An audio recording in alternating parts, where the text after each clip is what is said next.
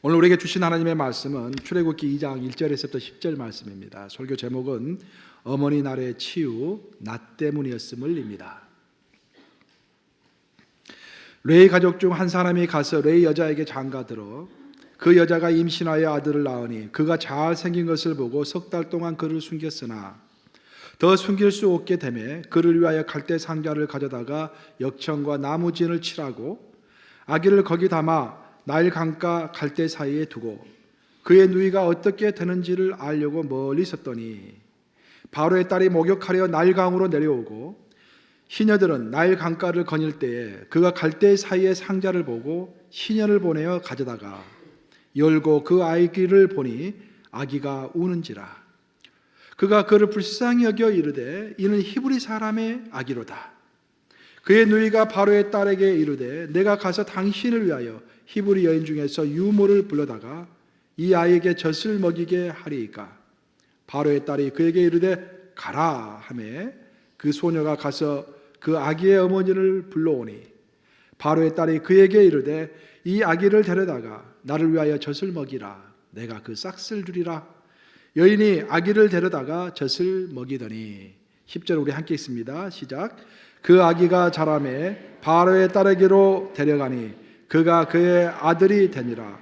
그가 그의 이름을 모세라 하여 이르되 이는 내가 그를 물에서 건져내었음이라 하였더라. 살아계신 하나님의 말씀입니다.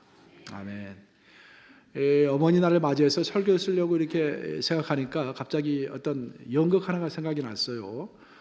세일즈맨의 죽음, Death of a Salesman. 그 영화 여러분들 연극 혹시 보셨을지 모르겠습니다.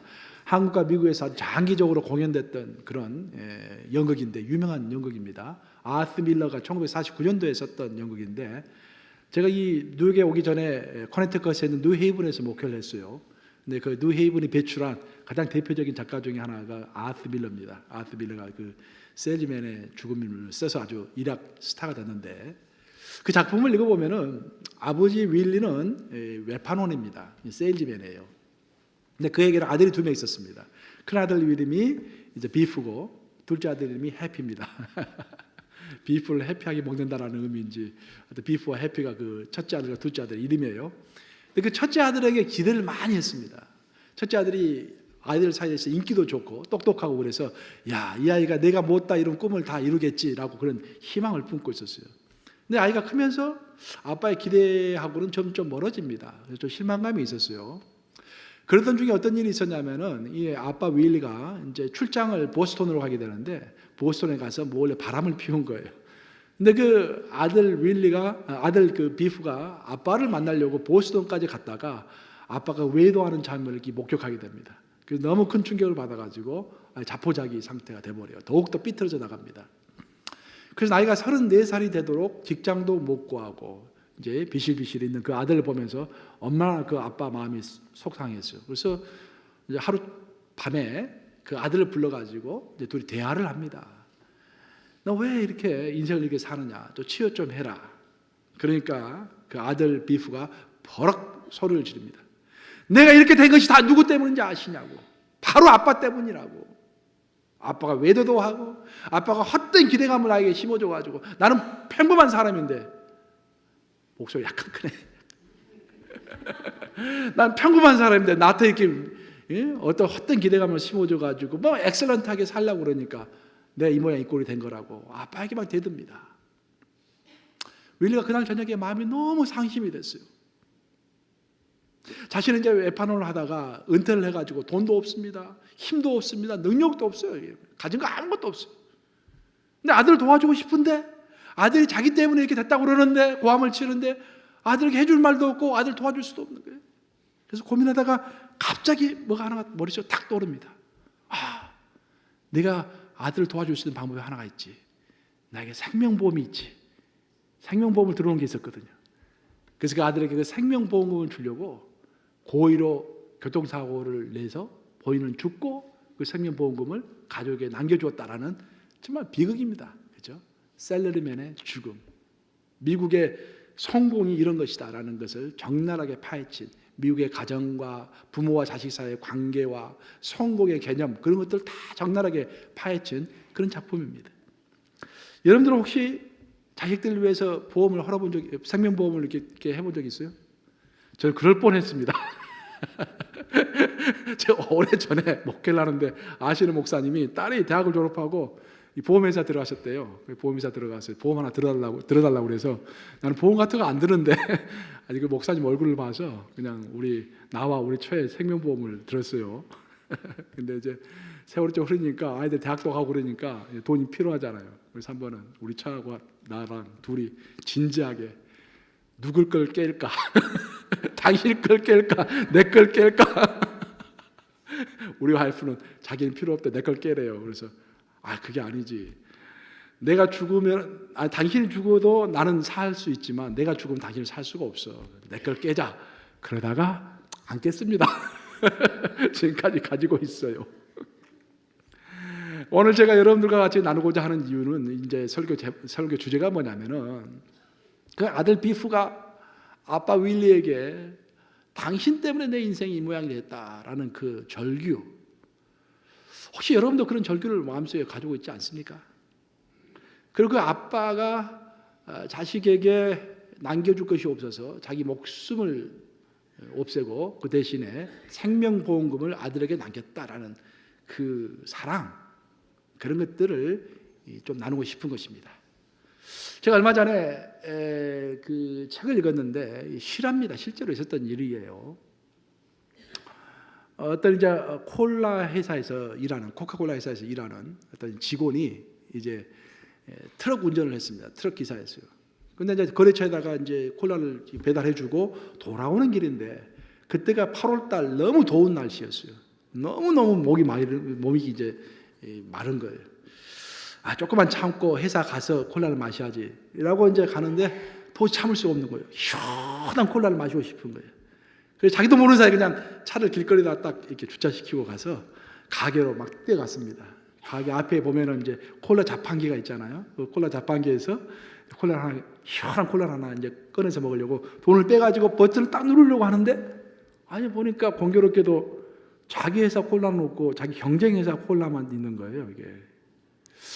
이거 어떻게 하나? 이거 내가 우리 경쟁 회사 콜라를 사서 먹어도 되는 건가? 약간 죄책감이 있었지만 모르겠다. 일단 마시고 보자 하고 가감하게 눌러가지고 펩시 콜라를 빼가지고 이제 콜라를 마셨습니다. 너무 시원하고 맛있었어요. 그래서 벌컥벌컥 너무도 맛있게 마시고 있는데 어디서 찰칵하는 소리가 들리는 것 같아요. 누가 사진을 찍는 것 같아요.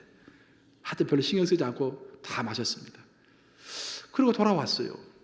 근데 그 다음 날이 됐는데 회사가 막 술렁거리기 시작합니다. 이상한 마음이 술렁술렁거려요. 알고 봤더니 어떤 네티즌이 빨간 코카콜라 제복을 입은 사람이 파란색 펩시콜라 캔을 들고서 너무도 그 콜라를 맛있게 마시는 모습을 동영상으로 찍은 거예요. 사진도 찍고 동영상도 찍고 그래가지고 배포 인터넷에 올린 것입니다. 너무 신기해가지고 경쟁회사에서는 아주 경사났죠. 이것처럼 더 좋은 교회라 했다. 회사 홍보가 어디 있습니까? 굉장히 좋은 회사 홍보잖아요. 경쟁 회사에 코카콜라의 회사에 다니는 직원들도 이렇게 펩시콜라를 이렇게 맛있게 먹는다 해가지고 막 선전을 한 거예요. 그래가지고는 회장이 그것을 딱 보더니 해고를 시켰습니다. 그 트럭 기사가 너무 억울해가지고 법원에다가 이제 고소를 했어요. 이건 부당해고다. 부당해고 취소를 해라라고 이 회사에 이제 그 법원에다 신청을 했습니다. 자, 여러분은 회사가 옳다고 생각하십니까? 아니면은 트럭 기사가 옳다고 생각하십니까? 누구 손을 들어주시겠어요? 판결이 나왔는데 나도 놀랐어요. 그 판결이 나왔는데 회사가 옳다라는 거예요. 그 기사가 틀렸다라는 것입니다. 여러 가지 몇 가지 원인이 있었는데 가장 중요한 원인은 뭐냐면은 이 사람이 회사의 제복을 입고 있는 그 순간에는 회사를 대표하는 공인이다라는 거예요. 그 말을 듣고 목사에게 제복이 없는 것이 얼마나 큰 축복인 것을 그때 내가 비로소 깨달았습니다. 여러분 제가 이렇게 배지 타고 다니죠. 플러시 나갈 때는 배지를 딱 뺍니다. 이거 있으면은 영 신경이 쓰여요. 어디 가서든지 누구든지 나를 보고 있다라고 생각하니까 굉장히 조심이 됩니다. 음식이 별로 맛을 느낄 수가 없어요. 긴장해서. 그래서 이걸 딱 떼고 가는 거야. 저는 그 기사를 읽고서 그 책에 나오는 내용인데 이제 그 윤리적인 판단에 대한 그 책인데 책을 읽고서 여러 가지 생각을 해봤습니다. 참 중요한 교훈 같아요. 사실 우리 기독인들도 우리 모두가 다 그리스도의 제복을 입고 살아가는 사람입니다. 그렇기 때문에 그리스도의 제복을 입고 살아가는 사람으로서 어떤 책임 가운데 살아가는 사람들이다라는 거예요. 자, 우리 갈라디아서 3장 27절 한번 읽어보겠습니다. 뭐라고 했는지. 갈라디아서 3장 27절 함께 있습니다. 시작. 누구든지 그리스도와 합하기 위하여 세례를 받은 자는 그리스도로 옷 입었느니라. 무엇으로 옷 입었다고요? 그리스도로 옷 입었다. 언제? 세례를 받는 순간에. 세례를 받고 내가 예수님의 사람이 되겠습니다라고 선포하는 순간에 나도 모르게 예수님의 옷을 내가 딱 입은 사람이 되었다라는 거예요.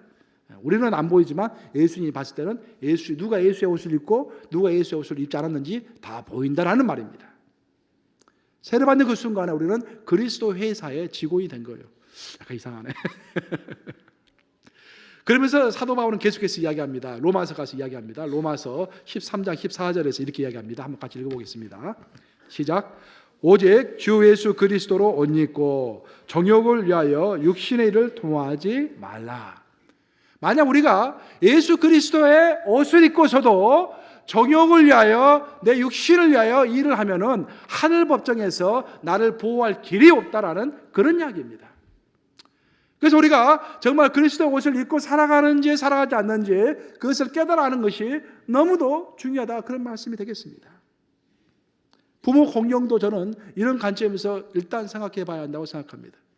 우리가 왜 부모를 공경해야 하는가? 그것은 그리스도의 제복을 입은 사람들이기 때문에 공경해야 하는 거예요. 왜?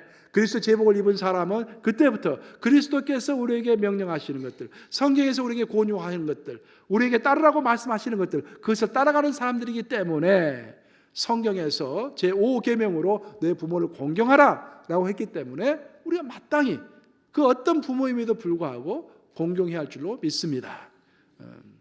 첫 번째 우리가 부모를 공경해야 할 원인입니다. 내가 언젠가 그런 이야기를 들은 적이 있어요.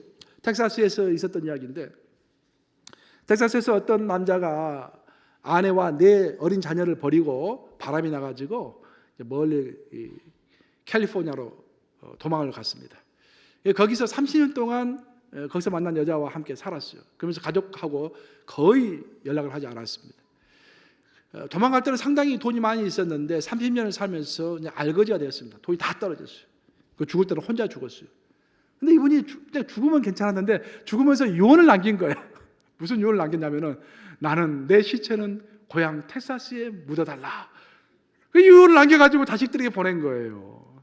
자식들이 그 유언장을 받고 나서 노발대발하기 시작합니다. 아니 이 사람이 무언데? 에? 아니 아버지로서 해준 게 뭐가 있는데? 아니 이 시체를 이 텍사스 땅에 묻어달라니. 아니 우리가 그 사람이 무언데 우리의 시간과 에너지와 돈을 소비해가지고 이 시체를 묻어야 하느냐. 우리 모른 척해야 한다. 막 내 자녀가 막 고함을 치고 난리가 났어요. 그런데 그 맏아들, 첫째가 아들이었어요. 그 맏아들이 묵묵히 그 소리를 듣고 있습니다. 묵묵히 듣고 있었는데 그 맏아들이 마침 그 믿음이 아주 좋은 사람이었습니다. 믿음이 좋은 사람이어가지고 그 동생들이 막 불평하는데 조용히 일어나가서 그 집이 좀 가난했는가 봐요. 농사를 지었는가 봐요. 자기가 가지고 있는 농기구를 다 저당 잡힌 다음에 거기서 이제 돈을 빌려가지고 그 돈을 가지고 아버지의 장례식을 아주 근사하게 치러준 거예요. 동생들은 불만이 많았지만 뭐 형이 돈 다 된다는데 뭐 그것까지 반대할 수는 없잖아요. 그래서 형이 빚내가지고 아버지의 장례식을 근사하게 치러줬습니다. 그리고 나서 장례식 다 끝내고 나서 동생들 다 모았어요. 그 동생들에게 그렇게 이야기했다고 합니다. 동생들아, 성경을 읽어보면은 내 부모를 공경해라 라고 쓰여있지 어떤 부모만 공경해라 라고 쓰여있지 않다. 부모는 그렇게 못나고 잘못된 일을 했어도 내 부모이기 때문에 성경에는 부모를 공경하라고 했기 때문에 우리는 공경해야 한다. 이제 아빠에 대한 그런 소원한 감정들 다 묻어버려라. 사랑하는 여러분, 정말 옳은 말입니다. 우리가 부모를 공경해야 하는 이유는 우리 부모가 공경할 만해서 공경하는 것이 아니라 부모이기 때문에 공경해야 하는 것입니다. 아멘 하십니까 여러분? 예. 부모이기 때문에 공경하는 거예요. 공경받을 만한 사람이기 때문에 공경하는 것이 아닙니다. 제가 목회를 하면서 제가 새롭게 알게 된 사실 중에 하나는 뭐냐면요, 저는 이제 자랄 때 어릴 때 고생을 좀 했어요 제가. 그래서 저희 부모님과 저와 중학교 때부터 이렇게 고생을 많이 했기 때문에 함께 같이 고생을 했기 때문에 저는 부모님을 내 친구처럼 생각해요. 인생의 동지입니다, 동지. 만나면 이렇게 좀 즐겁고 같이 이렇게 여러 가지를 겪었기 때문에 다 그런 것 같지는 않아요. 이렇게 이야기를 들어보고 이렇게 특히 아버지 학교, 뭐 어머니 학교 그런 데 가보고 그러면은요, 이 부모님하고 그 관계가 나쁜 분들이 너무도 많습니다. 굉장히 많아요. 겉으로 보면은 굉장히 상식적이고 굉장히 평온한 사람 같은데 알고 보면은 성장 시절에 부모와의 마찰 아주 심했던 그런 사람들이 많이 있는 것입니다. 너나 할 것 없이 대부분의 사람이 어떤 그런 좋지 않은 기억들이 있는 것 같아요. 그래서 보면은 인류 역사에서 아주 위대한 그런 문학 작품은요, 대부분 가정 내에서 갈등을 배경으로 책들이 많이 쓰여졌습니다. 아까 그 셀리맨의 죽음도 그렇고요, 데미안도 그렇고요. 가족 관계에서 사랑을 배우고, 가족 관계에서 증오를 배우고, 가족 관계에서 경쟁을 배우는 거예요. 성경도 마찬가지잖아요. 아브라함도 룻과의 관계가 있었고, 또 그 아들 이삭은 이스마엘과의 관계가 있었고, 그 아들 야곱은 또 누구와의 관계가 있었습니까? 에서와의 관계가 있었고, 또 그 아들 요셉은 형들이 그걸 팔아먹었잖아요. 그냥 요셉을 그냥. 다 가족 간에 그 정말 가인과 아벨은 서로 살인까지 하는 그런 처절한 역사가 성경에 다 묘사되어 있습니다. 그래서 저것은 내 일이 아니야 할 필요가 없어요. 다 우리가 알아둬야 합니다. 가족 간에 이런 것이 생기는 것은 어찌 보면은 당연한 것이구나. 이것이 하나님의 창조 섭리구나라는 것들을 우리가 좀 알 필요도 있습니다.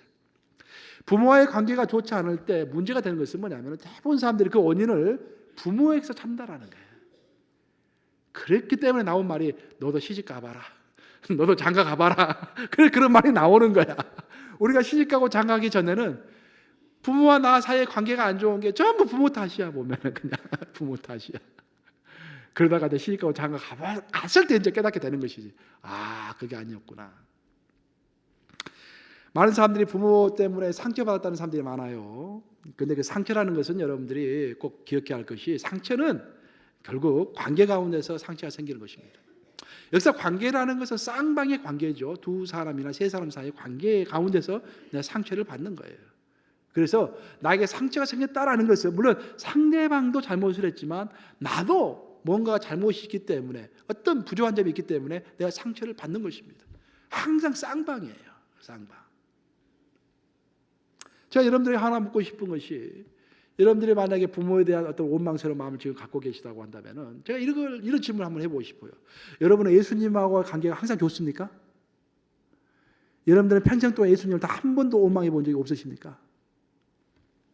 물론 이제 지금 단계에서는 죽을 때까지 어떤 어려움이 온다고 할지라도, 내가 물론 장담하기는 어렵지만 지금 생각에는 어떤 어려움이 온다고 할지라도 제가 예수님을 원망하지는 않을 것 같아요. 이제 완전히 내가 예수님 안에서 어떤 이해하는 것이 있기 때문에 어떤 어려움이 온다 할지라도 예수님을 찬양하면서 죽더라도 그렇게 죽을 것 같아요. 근데 여기까지 오기까지는 그 쉽지가 않았어요. 어떨 때는요, 청년 때는요, 진짜 하나님이 살아계신가라는 그런 생각도 들기도 하고요. 또 어떨 때는 하나님이 좀 원망스럽기도 하고, 왜 나는 이렇게 힘들게 하시나, 그런 서운한 마음도 들고요. 또 하나님이 100% 신뢰가 안 될 때도 많았어요, 사실. 그 왜 그럴까? 그 완벽하신 성삼위 일체 하나님, 예수님, 성령님, 이 세 분을 왜 내가 원망하고 100% 신뢰하지 못하는 것일까? 그것은 하나님께 문제가 있어서 내가 하나님을 신뢰하지 못하는 것이 아니라 내 안에 있는 죄성 때문에 내가 하나님을 신뢰하지 못하는 것입니다. 우리가 정말로 잘 이해해야 할 것은 뭐냐면은 우리 인간의 죄성이 있다라는 거예요. 우리 하나님 만나고 나서 은혜 받고 은혜 충만하지만요, 하나님의 은혜가 내 마음속에, 내 육체 가운데 머리끝에서 발까지 은혜로 채우고 계시지만 내 죄성 또한 여전히 살아있는 것입니다. 내가 완전히 글로리피케이션, 영화의 몸을 입을 때까지, 예수 그리스도와 똑같은 몸을 입을 때까지, 하늘에 갈 때까지는 죄성이 또한 내 안에 있는 것입니다. 그래서 사도 바울이 고백했던 것이 오호라 나는 공고한 인간이로다라고 고백했지 않습니까? 그렇게 많은 은혜를 받고 그렇게 놀라운 하나님의 권세와 능력으로 이 땅에서 사역하면서도 그 가운데 있는 자기의 죄성을 시시각각으로 깨달으면서 사도 바울은 오호라 나는 정말로 공고한 인간이다 라고 고백했지 않습니까? 우리가 항상 관계를 생각할 때 생각해야 할 것이 우리의 죄성입니다. 하물며 그 완벽하신 하나님에게도 우리가 대들고 하나님도 신뢰하지 못하고 그 완벽하시고 나를 사랑하시고 나를 위하여 십자가에서 자기 목숨을 내주신 그 예수님도 우리가 원망하고 저주하기도 하고 그럴 정도라고 한다면 우리의 부모와 우리의 친구들에게 우리가 또 얼마나 더 하겠습니까? 여기서 우리 결론적으로 제가 중간 결론으로 이야기 드리고 싶은 것은 여러분들 사이에서 부모와의 관계가 됐든지 인간 사이의 관계가 됐든지 어떤 어려움과 마음의 상처가 있을 때 항상 생각해야 할 것은 물론 타인도 문제가 있지만 가장 기본적인 문제는 나의 죄성 때문이다라는 것입니다. 우리 한번 따라서 해보실까요? 나의 죄성 때문입니다. 잊지 마세요. 우리가 부모에게 반항하고 부모를 정죄하는 것이 우리의 죄성 때문입니다. 오늘 본문은 정말 자식을 끝까지 지키려고 했지만 끝까지 지킬 수 없었던 그 안타까운 어떤 한 부부의 이야기입니다. 오늘 출애굽기 2장인데 본문이 출애굽기 2장 1절 한번 같이 읽어보겠습니다. 시작. 레위 가족 중 한 사람이 가서 레위 여자에게 장가들어. 레위 가족 중 한 사람이다라는 것은 이제 장차 모세의 아버지가 될 아드람의 이름이고 그 다음에 레위 여자는 이제 장차 모세의 어머니가 될 요게벳이 되겠습니다. 이 두 사람이 결혼해가지고 모세라는 아들 낳았어요. 근데 참 불행했던 게 그 당시에는 히브리인들이 아들을 낳으면은 나일 강가에다 버려야 했습니다.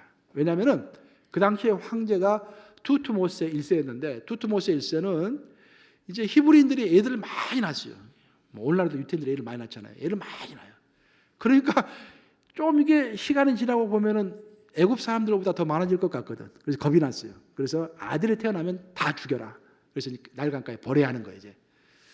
그래서 이 부모도 이제 딱 딸인가 아들인가 봤더니 아들인가 모세가 태어난 거야. 아, 이 아들 이제 버려야겠구나라고 생각하고 있었는데 오늘 본문을 보시면은 그 아들을 봤더니 그 아들이 잘생긴 것을 보고서라는 말이 나옵니다. 잘생긴 것을 보고서 그냥 아들을 숨겼다라고 오늘 본문은 설명하고 있어요. 근데 여기서 잘생긴 것을 보고라는 그 구절을 잘 해석해야 합니다. 아니 자기 새끼 생기지 못했다고 이야기하는 사람이 있어요.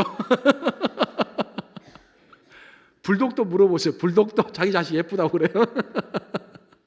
자기 자식 다 잘생겼다고 그러지. 나도 우리 딸들에 대한 프라이드가 얼마나 큰데. 사진까지 다 찍어가지고 다니잖아. 다 자기 자식 다 잘생기게 보이는 거예요. 그래서 오늘 본문은 그런 이야기가 아니라 잘생긴 것을 보고라는 그 언어적 의미는 눈으로 봤다라는 것이 아니라 영안으로 깨달았다라는 그런 뜻이에요. 그래서 모세를 딱 봤더니 그 부모가 믿음이 좀 있었던 것 같아요. 그 하나님의 성령의 능력으로 이 아들이 모세를 향한 어떤 하나님의 계획이 있구나라는 것을 순간적으로 깨닫게 됐다라는 거예요. 그래서 이 아들을 직접 버리면 안 되겠구나. 숨겨야겠다라고 숨기기 시작한 것입니다. 근데 모세 집은 아주 가난했겠죠. 노예였으니까. 노예 집이 뭐 오죽했겠어요. 운막집이었겠지. 그러니까 애가 막 우렁차게 울어대면 그 소리가 다 퍼져나가는 거예요. 그러면 이제 병사들이 그 소리를 들으면 와가지고 죽일 거 아니에요.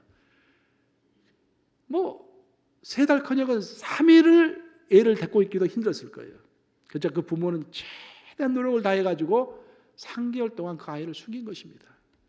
전 여기서 저에게 감동이 오는 것은 뭐냐면 이것이 우리 부모의 사랑이며 이것이 우리 부모의 사랑의 한계다라는 거예요. 어떤 부모 치고 끝까지 잘해주고 싶은 부모가 없겠어요.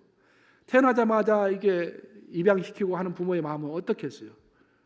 그것은 자식을 사랑하지 않았기 때문이 아니라 그 자신의 능력에 한계가 있는 것입니다. 그렇죠?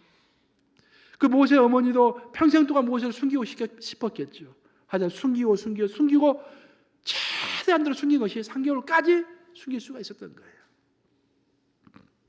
그리고 3개월이 됐을 때 더 이상 숨길 수가 없었을 때 이제 갈대로 상자를 만들죠. 예쁘게 상자를 만들어 가지고 역청을 딱 바릅니다. 역청은 오늘날로 말하면 아스팔트 같은 거 그런 거 딱 바르고 나무 진을 딱 바릅니다. 물이 새 들어오지 않게. 그리고 거기다 모세를 딱 집어넣어요.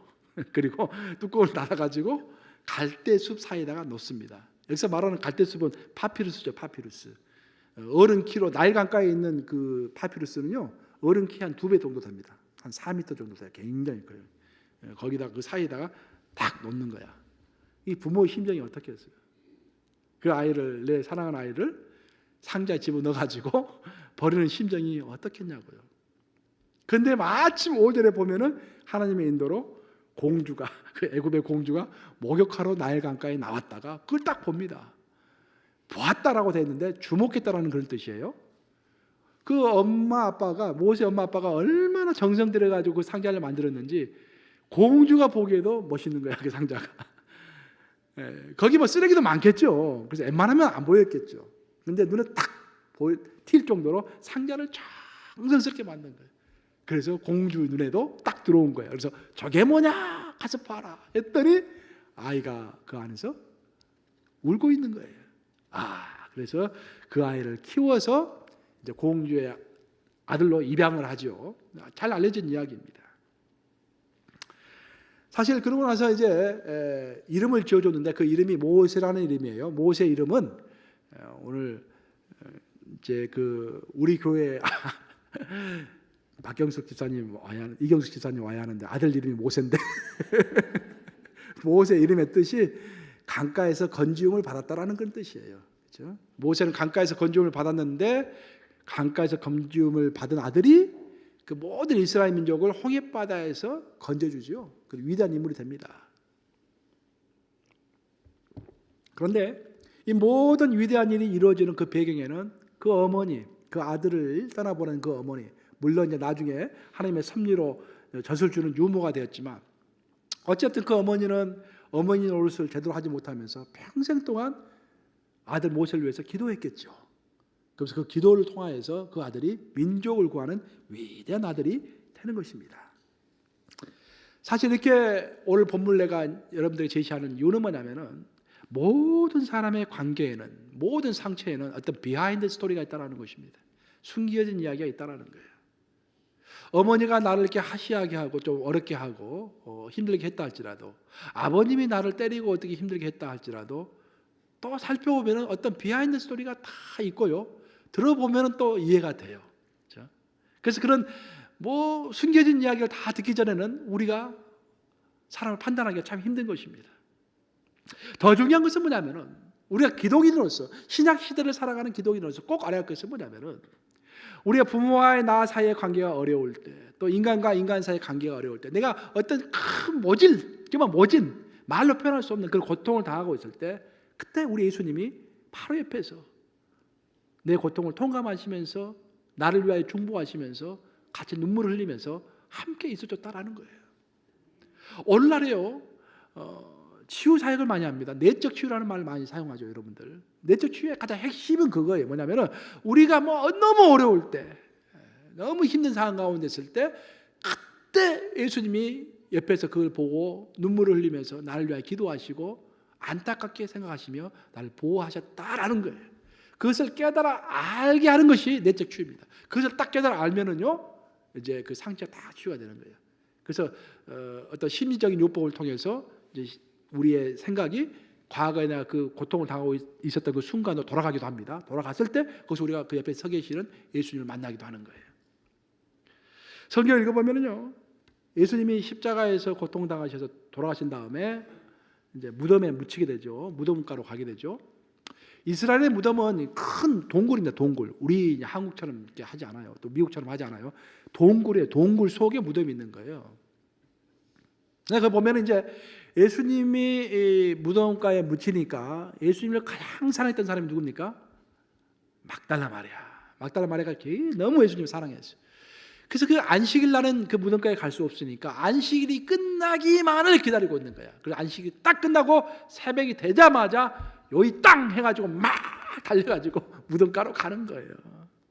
무덤가에 무덤을 딱 들어갔는데 예수님의 시체가 없는 거야. 그래서 그 막달라 마리아의 머릿속에는 오직 예수님의 시체만 머릿속에 있습니다.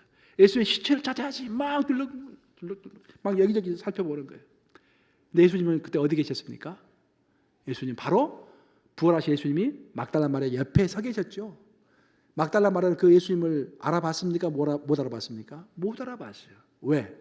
그 시체에 집중하고 있었기 때문에, 그 시체만 생각하고 있었기 때문에 이 사람이 예수라는 생각을 미처 하지 못한 것입니다.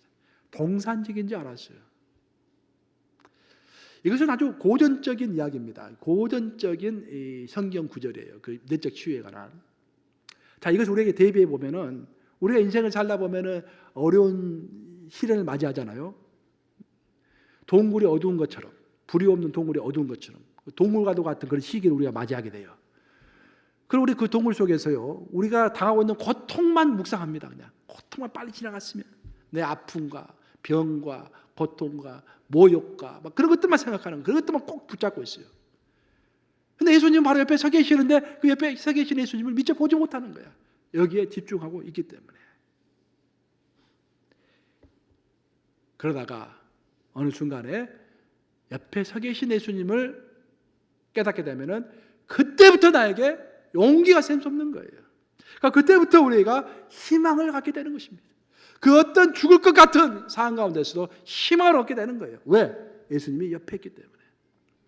제가 마틴 루터 킹 자서전을 읽어봤는데 그런 장면이 나와요. 마틴 루터 킹이 이게 이제 뭐 흑인 해방 운동하니까 백인들이 협박합니다. 너 당장에 며칠 내에 이사를 가지 않으면 너희 집을 폭탄으로 폭파시켜 버리겠다. 그래서 너희 온 가족을 다 죽여버리겠다. 그러니까 자기가 죽는 것은 괜찮지만 자기 자식들과 또 그 아내가 죽는 것이 얼마나 힘들겠어요. 많이 힘들겠어요. 그래서 겁이 납니다. 벌벌 떨어요. 자서전에 그렇게 적어놨어요. 나는 너무 겁이 났다고. 그래서 그 저녁에 한밤중에 잠을 자지 못하고 일어나가지고 부엌에 가서 엉엉 울면서 하나님께 기도했다고 적어놨어요. 그때 하나님의 영음을 들었다고 적어놨어요. 마틴 루터 킹이, 루터야, 내가 너와 함께한다. Go, 루터. 그리고 용기를 가지고 너가 하는 일이 옳으니까 계속 추진해라 라는 영음을 들었다고 거기서 적어놨습니다. 루터가 마틴 루터 킹 이야기하는 거예요. 지금 옛날이 아니라 마틴 루터 킹이 그렇게 겁이 나고 모든 것을 포기하고 싶었는데 하나님이, 예수님이 내 옆에 계시다라는 것을 깨닫는 순간부터 완전히 용기를 얻어가지고 그때부터 더 적극적으로 운동을 해가지고 성공한 것입니다. 결국 본인은 죽었지만 끝내 그 운동이 성공한 거예요. 가장 중요한 것 중에 하나는 뭐냐면, 우리가 어떤 어려움과 인간관계의 고통, 부모와의 싸움, 부모를 정말 도저히 존경할 수 없는 그런 상황, 부모와 다투었던 것들, 그런 상황 가운데서도 우리 예수님은 우리 옆에서 우리의 모든 것을 다 보고 계셨다라는 것입니다. 여러분 믿습니까? 막달 마리아의 경우가 너무도 적나라하게 그 상황을 보여주잖아요. 참 우리가 예수님을 생각할 때요, 예수님 삶을 생각해 보면은 부모님을 어떻게 우리가 공경해야 한다라는 것들이 이게 참 머릿속에 좀 잡혀요. 예수님은 공생애를 사셨지만 동시에 육신적인 어머니 마리아와 함께 또 사셨어요. 성경 읽어보면은 그런 구절이 나옵니다. 예수님이 십자가에서 이 조롱과 고통 가운데서 죽어가실 때 얼마나 힘이 들었겠어요. 성경 영화를 보면은 아주 예수님이 정말 그 핏줄에서 힘이 막 피가 쏟아져 나오고 가시 멸령을 써가지고 머리에서도 막 이렇게 피가 흘러 나오고 그런 모습도 우리는 보게 됩니다. 굉장히 힘들었을 거예요. 근데 그 십자가 위에서 마지막 온 힘을 다해서 마지막 7마디를 말씀하셨죠. 그래서 가상 실언이라고 우리는 보통 그렇게 이야기합니다. 근데 그 중에 한마디가 뭐냐면은 가장 사랑하는 제자 요한에게 하신 말씀이에요. 예수님이 비몽사몽간에 그 힘든 가운데서 요한을 딱 봅니다. 베드로는 멀리 도망치고 없고 사랑하는 요한만 옆에 있는 거예요. 그 요한을 딱 보면서 요한아, 보라, 너 옆에 있는 마리아가 너의 어머니다 라고 말씀하세요. 그것을 마지막 유언으로 남기십니다. 그 말의 의미는 뭐냐면은 나는 이제 죽어서 마리아를 어머니를 모실 수 없으니까, 내 육신의 어머니를 모실 수 없으니까 너가 이제는 너의 어머니라 생각하고 모시라라는 그런 이야기예요. 참 여기서 저는 큰 감명을 받습니다. 예수님 십자가에서 얼마나 힘드셨겠어요. 그 죽을 것 같은 그 고통 가운데서도 육신의 어머니를 생각하고 염려하신 거예요. 그것이 예수님이 우리에게 보여주신 어머니 사랑의 모범입니다. 또한 보면은요, 가나의 혼인잔치에서도 어머니 이야기가 나와요. 가나의 혼인잔치에 갔습니다. 포도주가 떨어졌어요. 어머니가 말합니다. 아들 예수야, 너 좀 어떻게 해봐라. 예수가 뭐랍니까? 여인이여, 이는 나와 아무 상관이 없나이다. 아직 내 때가 이르지 아니하였으니 내가 할 수 없나이다 라고 이야기를 해요. 그런데 조금 있으면 예수님이 물을 갖다가 포도주로 바꾸십니다. 그거 왜 그랬을까? 왜 처음에는 할 수 없다고 했다가 나중에 하셨을까? 해석이 몇 가지가 있어요. 근데 저는 제 입장에서는 가장 물 흐르듯이 자연스러운 해석은 뭐냐면은, 어머니가 처음에 부탁했을 때 그래서 할 수 없었어요. 예수님의 때가 아니었어요. 근데 가만 생각해 보니까 육신의 어머니의 체면도 생각이 나고요, 육신의 어머니의 또 이렇게 입장도 생각이 나는 거예요. 우리도 그런 경우가 있잖아요. 보면은 나이 드신 어머님이 야 아들아 이것 좀 해라 그러면은 아니 이런 데서 그런 거 하는 거 아니에요. 보통 우리 그렇게 얘기하잖아요. 이렇게. 근데 가만 생각해 보면은 아님에도 불구하고 어머니 얼굴을 좀 세워줘야겠다 해가지고 아닌 것을 하는 경우도 있지 않습니까? 그래서 예수님도 거기에서 사실은 자기가 기적을 베풀 때가 아니었지만 그 어머니의 얼굴과 체면을 생각해서 기적을 베풀어 주신 것입니다.